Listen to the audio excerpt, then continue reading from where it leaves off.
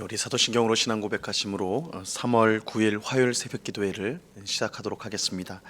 전능하사 천지를 만드신 하나님 아버지를 내가 믿사오며 그 외아들 우리 주 예수 그리스도를 믿사오니 이는 성령으로 잉태하사 동정녀 마리아에게 나시고 본디오 빌라도에게 고난을 받으사 십자가에 못 박혀 죽으시고 장사한 지 사흘 만에 죽은 자 가운데서 다시 살아나시며 하늘에 오르사 전능하신 하나님 우편에 앉아 계시다가 저리로서 산자와 죽은 자를 심판하러 오시리라. 성령을 믿사오며 거룩한 공예와 성도가 서로 교통하는 것과 죄를 사하여 주시는 것과 몸이 다시 사는 것과 영원히 사는 것을 믿사옵나이다. 아멘. 우리 찬송가 491장, 찬송가 491장 저 높은 곳을 향하여 우리 같이 찬양하도록 하겠습니다. 찬송가 491장, 이전 토요일 찬송가는 543장 찬송입니다.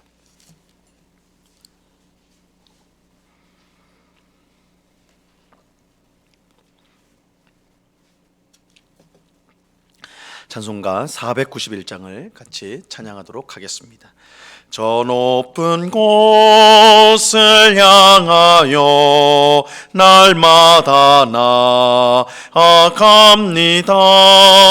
내 뜻과 정성 모아서 날마다 기도합니다. 내 주여 내 맘 묻드사 그곳에 있게 하소서. 그곳은 빛과 사랑이 언제나 넘치옵니다. 괴로움과 죄가 있는 곳 나 비록 여기 살아도 빛나고 높은 저곳을 날마다 바라봅니다. 내 주여 내 맘 묻드사 그곳에 있게 하소서. 그곳은 빛과 사랑이 언제나 넘치옵니다.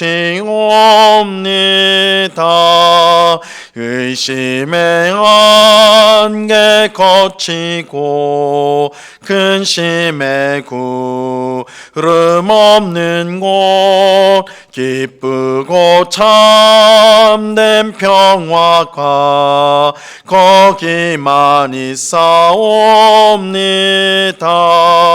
내 주여 내 맘 묻드사 그곳에 있게 하소서. 그곳은 빛과 사랑이 언제나 넘치옵니다. 험하고 높은 이 길을 쌓으며 나아갑니다. 다시금 기도하오니 내 주여 인도하소서.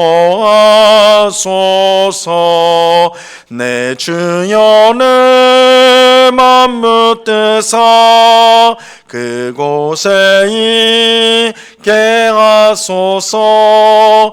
그곳은 빛과 사랑이 언제나 넘치옵니다. 내 주를 따라 올라가 저 높은 곳에 우뚝 서 영원한 복락 누리며 즐거운 노래 부르리. 내 주여 내 맘 묻드사 그곳에 하소서. 그곳은 빛과 사랑이 언제나 넘치옵니다.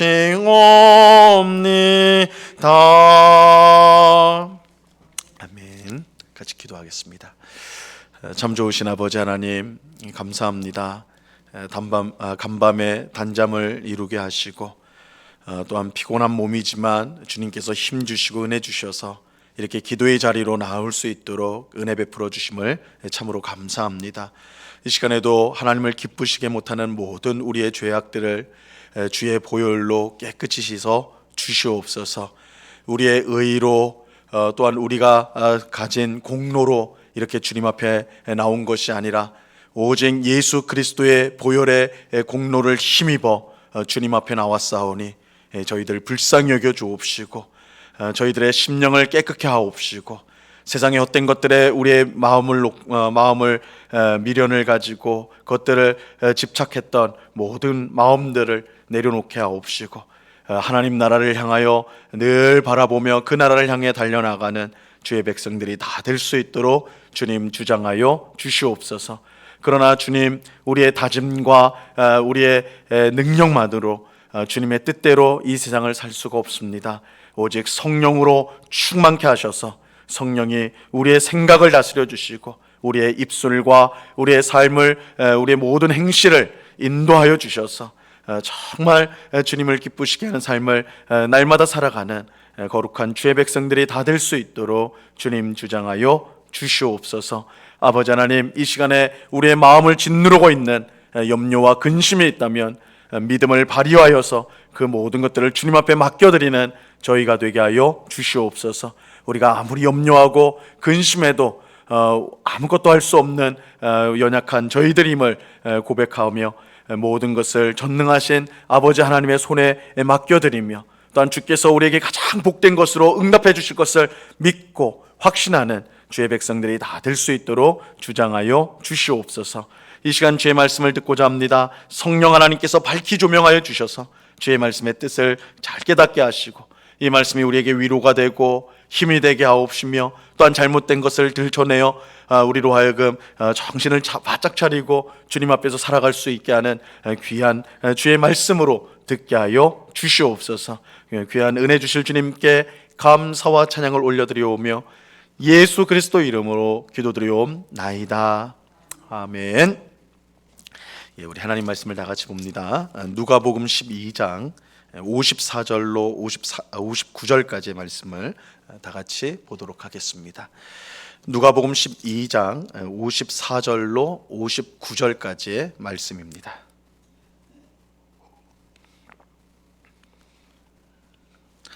누가복음 12장 54절로 59절까지의 말씀을 우리가 한 목소리로 다 같이 읽도록 합니다. 시작.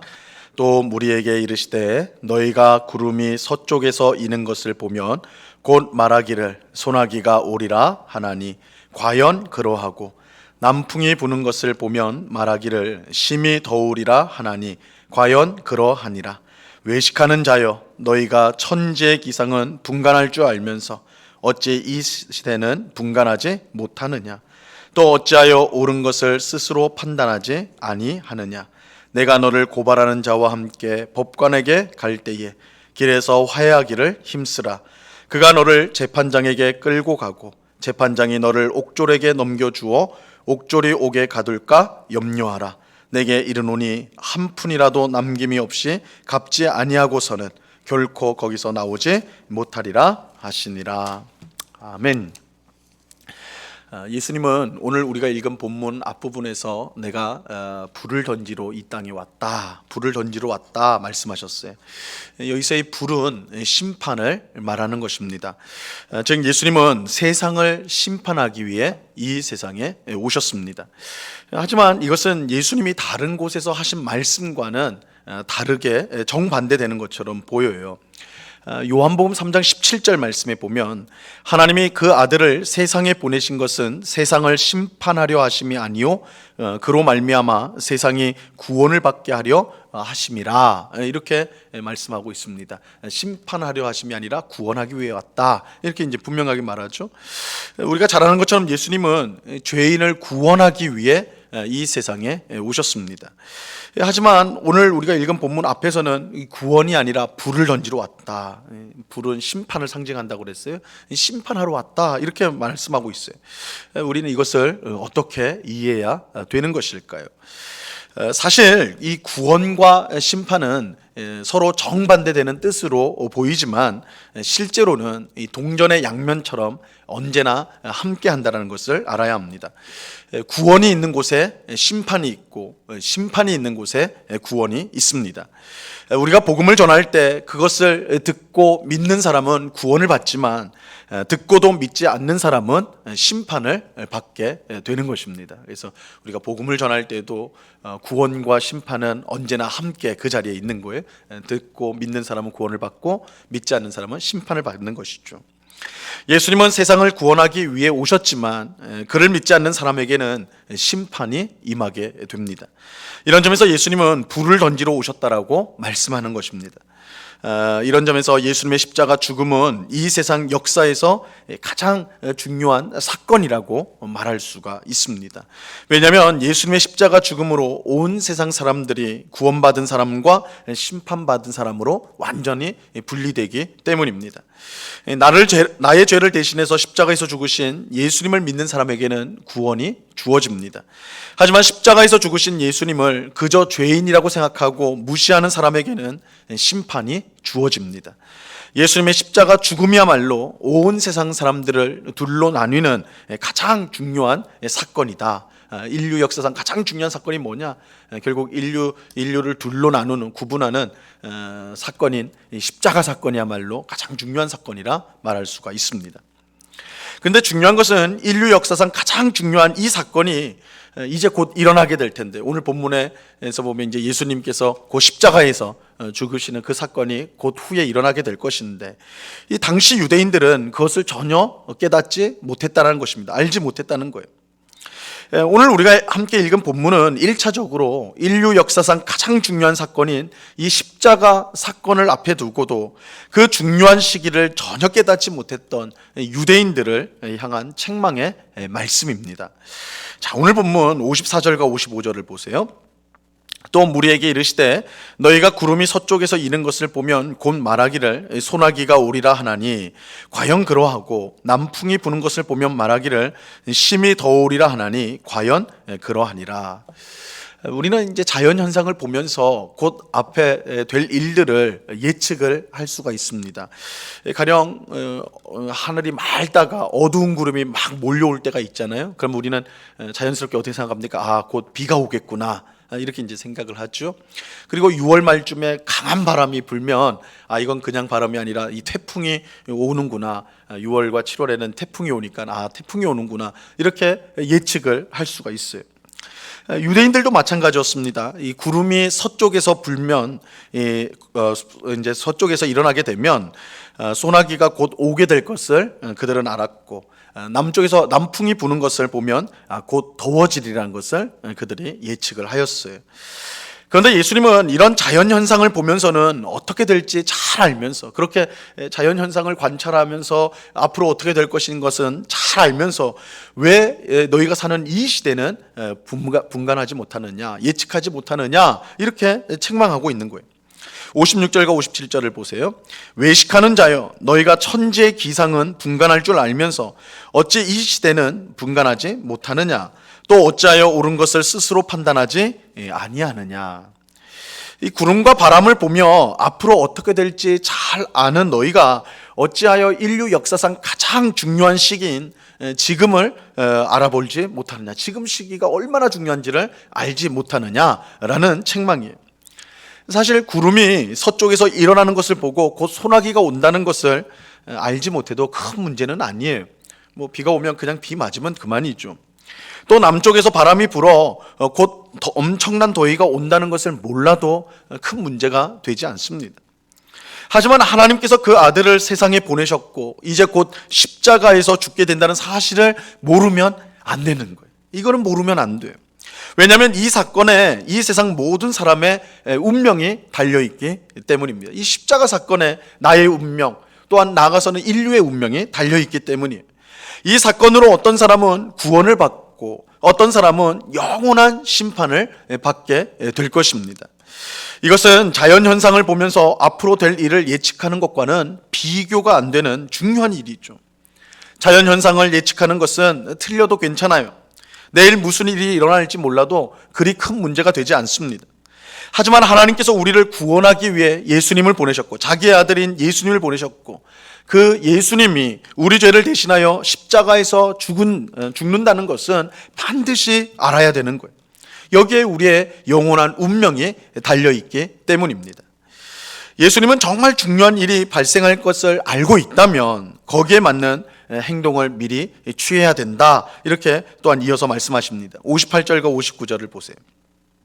내가 너를 고발하는 자와 함께 법관에게 갈 때에 길에서 화해하기를 힘쓰라. 그가 너를 재판장에게 끌고 가고 재판장이 너를 옥졸에게 넘겨주어 옥졸이 옥에 가둘까 염려하라. 내게 이르노니 한 푼이라도 남김이 없이 갚지 아니하고서는 결코 거기서 나오지 못하리라 하시니라.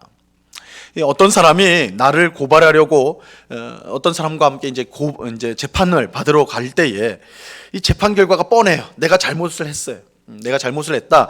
그러면 어떻게 해야 되냐면 이 법정에 들어가기 전에 재판을 받기 전에 그 사람과 이 문제를 해결하려고 노력을 해야 된다는 거예요. 왜냐하면 법정에 들어가서 판결이 확정이 되면 그 결과를 돌이킬 수 없기 때문이죠. 그때는 재판장이 준 형벌을 다 받아야만 감옥에서 나올 수 있을 것입니다. 이것은 예수님 당시 유대인들도 마찬가지였던 거예요. 하나님께서 그들을 구원하기 위해 예수님을 보내주셨습니다. 그리고 그들의 죄를 대신하여 십자가에 못 박혀 죽었어요. 그렇다면 그들은 마땅히 자신들을 구원하기 위해서 세상에 오셨고 그들 대신 십자가에서 죽으신 예수님을 믿음으로 영접해야 하는 것입니다. 그래야 구원을 받기 때문이죠. 하지만 대부분의 유대인들은 끝끝내 예수님을 믿지 않았어요. 오히려 예수님을 십자가에 못 박아 죽이는 일에 동참하였습니다. 그 결과 그들은 이 세상 누구보다 하나님의 큰 은혜를 받았음에도 불구하고 하나님의 심판을 받을 수밖에 없는 처지가 된 것이죠. 그래서 예수님이 비유적으로 말씀하신 거예요. 법정에 들어가기 전에 너희의 잘못이 분명히 있다면 그 법정에 들어가기 전에 해결해야 된다. 그게 지혜로운 것이다. 그 법정에 들어가서 재판이 이루어지면 돌이킬 수가 없다는 것이죠. 예수님이 하나님의 아들이신 예수님이 이 세상에 오셔서 하나님의 뜻을 전하고 구원의 길을 전하고 또 십자가를 지심으로 우리의 죄를 씻어주셨음에도 불구하고 그것을 끝까지 받아들이지 않는다면 우리에게 기다려지는 것은 영원한 심판밖에 없다. 그 뒤에는 믿지 않고 끝까지 버틴다면 그 뒤에는 기회가 없는 것이다. 이렇게 비유적으로 오늘 말씀하고 있는 것입니다. 그런데 이런 불행한 일은 단지 유대인들에게만 있는 것은 아닙니다.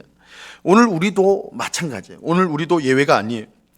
우리는 예수님이 다시 오신다는 것을 알고 있어요. 우린 예수님이 이미 이 땅에 오셨다는 걸 알고 있죠. 그런데 예수님은 다시 이 세상에 오십니다. 우리는 예수님이 다시 오신다는 것을 알고 있어요. 예수님이 다시 오실 때 세상을 심판하실 것입니다. 그때 예수님이 다시 오시는 것을 믿지 않고 세상 헛된 것들에 빠져서 영적인 잠을 자는 사람들은 모두 심판을 당하게 될 것입니다. 그러므로 우리는 항상 깨어서 예수님 오실 때를 기다려야 하는 것입니다. 예수님이 오실 것을 알면서도 영적인 잠을 계속해서 자고 있다면, 세상을 사랑하여서 세상의 흥청망청 거기에 빠져서 살고 있다면 이것보다 어리석은 일은 없는 것이죠. 오늘 우리 주님께서 자연현상을 예측하는 사람들을 보면서 자연현상은 그렇게 잘 예측하면서 왜 이 시대는 분간하지 못하느냐. 예수님이 오셨음에도 불구하고 하나님의 아들이 오셨음에도 불구하고 그것을 알아보지 못했던 유대인들을 책망하신 말씀. 이 말씀은 오늘 우리들에게 적용하면 예수님 다시 오신다고 그랬는데 왜 그거 알지 못하고 준비하지 않느냐. 왜 세상이 전부인 것처럼 생각하여 세상에 빠져서 세상에 매여서 그렇게 살아가고 있느냐. 우리에게 말씀하시는 것이죠. 그래서 예수님은 그렇게 이 시대를 분간해야 된다. 영적인 잠을 자서는 않고 깨어 있어야 된다. 이렇게 말씀하시고 예수님이 재림하신 후에는 우리가 예수님 기다려 주십시오 할 수가 없는 거예요. 그때는 늦은 것이죠. 그래서 재판장에 들어가기 전에 해결해야 된다, 이 말은 우리가 지금 은혜의 때인 지금 더욱 정신을 차리고 영적인 잠에서 깨어서 더욱더 하나님을 섬기는 그런 삶을, 열심을 가지고 살아야 된다, 이 말씀을 우리에게 교훈해 주고 있는 것입니다.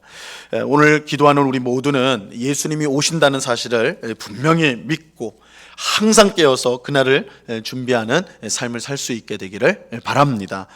반드시 일어날 일을 알지 못하고 준비하지 않는다면 그것보다 어리석은 일은 없을 것입니다. 2000년 전 예수님이 오셨을 때 그 시기의 중요성을 알지 못하여 멸망당했던 유대인들을 뒤따라서는 안 됩니다. 우리는 예수님이 다시 오실 것을 분명히 알고 그 날을 준비할 수 있어야 하는 것입니다. 그럴 때 예수님이 재림하신 날은 우리에게 가장 복된 날이 될 것입니다. 이 은혜가 오늘 기도하는 우리 모두에게 충만히 임하기를, 정말 말씀과 기도 가운데 늘 깨어서 이 세상을 최선을 다해 살아가되 언제나 우리의 시선은 하나님 나라를 향해서 있기를, 그래서 하나님 나라의 보물을 쌓고 하나님 나라를 구하며 이 땅의 삶을 살아가는, 그래서 다시 오실 주님을 맞이할 준비가 언제나 되어 있는 우리 모두가 될 수 있기를 우리 주님의 이름으로 간절히 축원합니다. 기도하겠습니다. 하나님 아버지, 감사합니다. 너희가 자연 현상은 잘 분간하여서 구름이 일면 비가 올 것을 알고 바람이 불면 더워질 것을 아는데 왜 예수님이 이 땅에 왔는데도, 하나님의 아들이 이 땅에 왔는데도 알아보지 못하느냐? 왜 예수님이 다시 온다고 했는데도 너희는 그것을 알아보지 못하느냐? 책망하고 있습니다. 오늘 이 말씀을 우리 마음속에 다시 새김으로 주님 경고로 삼아서 우리가 주님이 다시 오시는 그날을 우리가 바라보며 늘 깨어서 그날을 예비하며 준비하며 살아가는 저희들 되게 하여 주시옵소서. 아버지 하나님, 예수님 2000년 전에 오셨고 다시 오시겠다 했지만 2000년 동안 오시지 않지 않았느냐? 예수님 안 오는 거 아니냐? 이렇게 어리석게 말하는 사람들의 말에 우리의 귀가 열리지 않게 하시고 주님의 약속, 주님의 말씀을 우리가 그대로 받아서 언제 오실지는 우리가 전혀 알 수는 없지만 그러나 오늘 밤이라도 내일이라도 오신다면 기쁨으로 영접할 수 있는 그런 우리의 모습이 될 수 있도록 늘 준비하는 저희들 되게 하여 주시옵소서.